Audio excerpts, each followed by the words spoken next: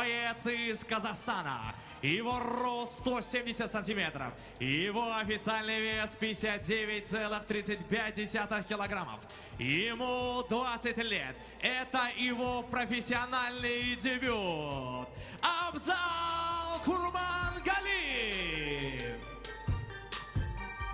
В красном углу октагона его оппонент в этом бою. Боец, представляющий Казахстан, город Алматы. Его рост 170 сантиметров. Его официальный вес 58,7 килограммов. Ему 20 лет. Его профессиональный рекорд — 1 победа, 0 поражений. Багдавлет Абикенов! Рефери в октагоне Дауренбек Джакаев. Бойцы правила знаем, не нарушаем. Регламент боя 3 раунда по 5. Внимательно слушаем меня. После команды «Стоп» все действия прекращаем. Все ясно? Пожали руки. Удачи! По углам.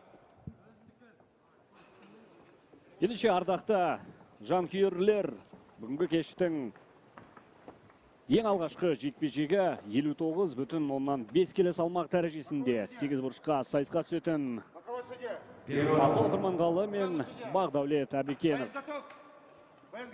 Абзал бүгінгі жекпе-жекте дебютант. Оның қарсыласы Багдавлет кәсіпқой.